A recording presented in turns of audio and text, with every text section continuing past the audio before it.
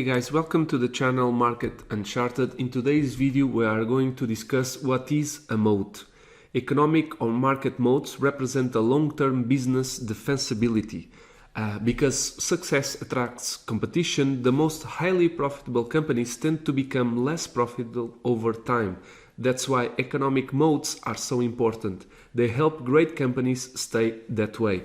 For concrete evidence of an economic moat, look for companies that consistently earn high profits. Focus on the free cash flow, net margins, return on equity, and return on assets. After you have looked at these specific measures, try to identify the source of the company's economic moat.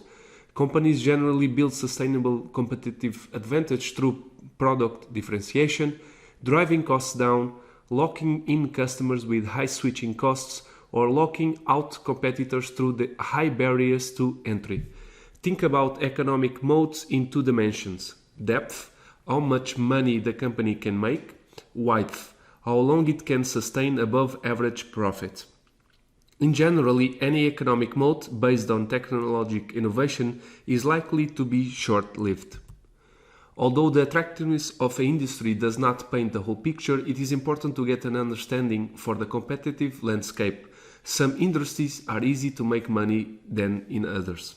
And also I want to bring out some examples of moats. Here I show a graph of Ireland-wide moat stocks where you can see clearly that Accenture, Elysian, Experian and Medtronic are very moats in their sector. So you can see Accenture in technology, Elysian and Experian in industrials, and Medtronic in healthcare. Key wide moat rating from analysts and pays also good dividends. That's why they are stand out in green. Then we have Kerry Group and Kingspan Group, which are quantitative wide moats rating and also pays different dividends, and they are in the sector of consumer defensive and industrials. Another example here in Canada, we have Canadian National Railway, Enbridge, Waste Connections, Royal Bank of Canada, the Toronto Dominion Bank, Canadian Pacific Railway, and House Systems and Franco-Nevada corporations. Just a few examples of how big moats can be created, and here an example in Canada. Then in France, where it's more standing out, Sanofi SCA on the healthcare sector, which also pays very good dividend.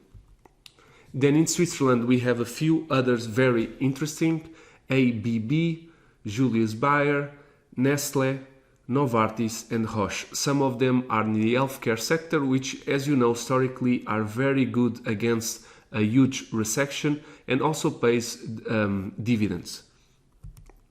United Kingdom also have a few wide moat stocks. Here an example: AstraZeneca, British American Tobacco, Diageo, GlaxoSmithKline and Unilever. A few others as well. You can take a look, pause the video to see some of them and their sectors.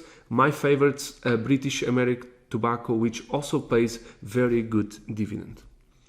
Then in Germany, the economy of Germany is taking a hit lately, the last few years, so it's not easy to stand out a very good moat. The ones we have in red are because although they are economic moats, they don't pay dividend to the investors. The one that can stand and actually have good performance, a good sector to be in, which is healthcare, and also pays a dividend, is Bayer AG. Then finally in China, we have a few of them really interesting as well. Although they don't pay dividends, they are good in their sector, which is Alibaba Group Holding, Baidu and Tencent.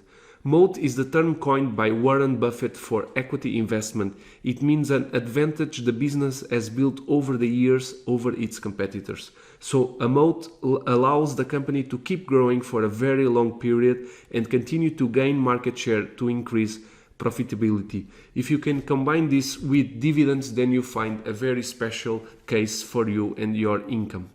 So thank you so much guys for watching this video. Never forget, knowledge is not power, knowledge is potential power, execution is everything. And just like the markets, we will not rest.